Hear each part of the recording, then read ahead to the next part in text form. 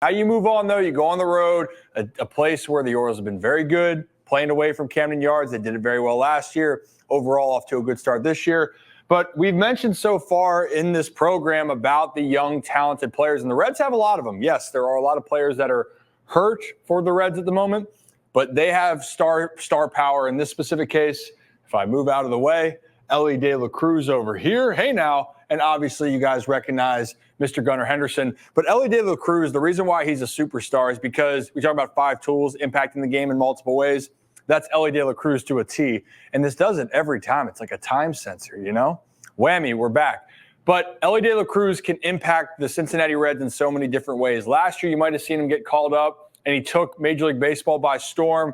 Fastest guy, it feels like, in Major League Baseball. But then he did have some struggles, and you wanted to see how his evolution would be. Well, guess what? So far, he has lived up to the bill and has really helped keep this Cincinnati Reds team afloat as they deal with some key injuries. So as we move on in this, and again, if you're new to the channel, hit that like and subscribe button. We would greatly appreciate that. To give you a context a little bit here about Elly De La Cruz's last 2 seasons, 2023, his rookie year that we just mentioned, he had 13 jacks, but again, his got off to a good start, and then the average dropped. OBP slugging, he had an OPS of over 710, but 13 home runs, speed obviously there, 35 bags.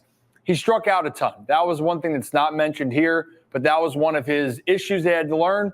But look, as a young player, you've seen it with the Orioles, you got to learn to make adjustments. You got to get comfortable at the big leagues. The big league pitchers made adjustments to Elly, and he didn't make enough last year to have more success.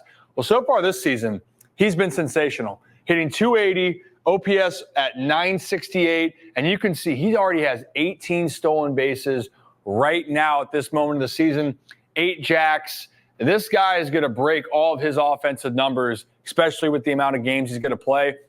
And I'm going to explain why he's having so much success here in just a few moments. We're going to go through his hitting chart here for a second, or give you the whole percentile, courtesy of Baseball Savant. Honestly, I don't like to get so caught up in the analytics because it sometimes can be a little bit of hogwash or whatever the hell you want to call it. But I did want to point out a couple things. One of my favorite things is actually pointing out the spray chart here. And I love the fact, if you look at last year, even though he had his struggles, he's not afraid to use the whole part of the field. That's what's going to make him successful. So you can see last year, base running value extremely high.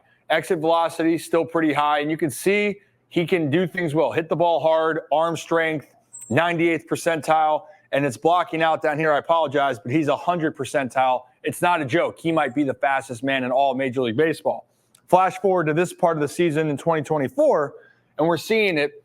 Look, you're seeing the same thing where he's having success, already hitting home runs. I love this opposite field power. You're starting to see it. But look at all of this so far to start the season. You saw a lot of blue, which means that his average X velocity or his X WABA, whatever. I can't honestly sit here and tell you what every single one of those things means as far as articulating it to a science. As a baseball guy, I will say it this way. It means he's hitting the absolute crap out of the ball. And he's making consistent contact. He's seeing pitches deep, and he's using the whole field to his percentage. And this is a simple one. Whiff percentage. 8% on balls where he's just flat out missing it. That's extremely low, and that's something that actually has helped him continue to get better here. And again, getting the walks up. So if you can walk more and you can swing and miss less, that's already a pretty damn good start. Oh, and by the way, he dropped to the 99th percentile in speed. Guy's a talent. Now let me show you some videos of just how talented he is, okay? And here's the first example here. He's going to get a off-speed pitch that he's going to hit to right field from Wheeler. And again, 1-1 count, 2 outs. And this is something that I think he's done a better job on, is being able to stay back and drive the baseball wherever. Wheeler hangs a breaking ball over the middle of the plate here. He's not going to try to do too much. He's going to be in a good position. He's going to hit that puppy down the right field kind of line, or towards right field line. He's in there, easy double, and that's just an example. This next one I'm going to show you guys, this one is going to be a fastball away. First pitch in the 9th inning. And again, this is something where his game has really started to evolve. So if I can freeze frame it right there. And sorry, sinker, fastball, similar, it's the same thing. Sinker, obviously. Ball's just tailing down. And maybe this is a good little lesson real quickly. Cutter, ball's cutting across the plate. Sinker, ball's going down. Two-seamer has more of a lateral run. So the sinker here, he's trying to have it to induce a ground ball, with hence the sink. Doesn't sink it enough, and Elly, instead of trying to do too much, and a lot of people that hit sinkers, by the way, when you try to do too much, that is when you roll the ball over. Hey, now roll it over, hit into the ground. What Elly does a great job of is he gets right to the baseball, just underneath it a hair. But again, this is a line drive, compact swing, and he hits an absolute bullet the other way. And I mean a bullet. And that's just something that he continues to bring, and that's what makes his game better. We saw in the chart about his opposite field power. It's no joke. And you're going to see it right here. He's going to get a pitch away, doesn't try to do too much, but when you have this much talent and raw power, this is what makes him so damn dangerous. Pitch away, whammy, 96, and again, that's over the plate, right? Hitters will do damage, but not a lot of hitters are going to send that to the moon to left, opposite field. That's Gunnar Henderson right there. That's what Gunnar does really well. And another thing that Elly has done extremely well, 2 strikes. A lot of his home runs have been with 2 strikes, 3 of which have come on 0-2 counts. But here it is again, 3-2 count. Elly De La Cruz, not going to try to do too much, and he is going to hit this ball into orbit, dead center. And you can see, similar location to where that last home run was to left. The only difference here, and this is what maybe is a good lesson for everyone out there, a difference of this ball going to center or to right or to left is just what position your body's in and where you're making contact. If you're a little bit late, you might hit that ball to left in this case, and that's what he did. He was a hair late, stayed on the baseball, drove it, gone. Here, he's a little bit more on time. He gets extended, so when his bat's out, instead of maybe if he's a little bit later, I'm trying to see with the camera, hey now. So instead with the camera, if he's a little bit late, you know, the bat angle might be a little bit more this way, right? So you see that? Pew, see you later to left. For him, it's a little bit more on time. He's using the big part of the field. Bat head gets right to middle, right back at the pitcher, except it wasn't right back to the pitcher. This ball was 450 feet off the damn top where the Mike's car wash is. How you doing, Mike? Let's take a rewind to that for a second, because I want people to understand. That ball is torched.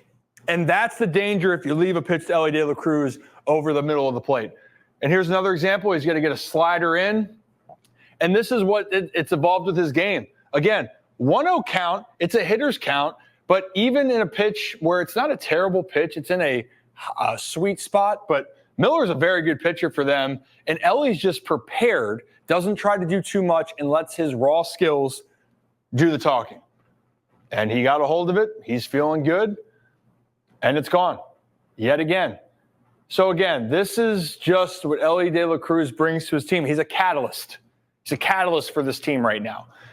And again, I wanted to bring back that what I mentioned before, 0-2, he hit 3 home runs so far with 2 strikes. He's very, very comfortable with 2 strikes. And why he is for every hitter, when you get the 2 strikes, you just got to try to be tougher, be harder to get out. A guy that's so fast like him, you should never slump, by the way, because you should be able to find different ways. Now, again, hitting's hard, but if you're this talented, a guy like this is going to slump less and less when he figures it out. Then factor in that he can do damage with 2 strikes, and he can hit mistake-breaking balls, which Flexen's going to throw right here, hanging changeup, right over the middle of the plate, and he stays on it. That's the thing I like with Elly. You're not seeing him try to hook balls down the line, right?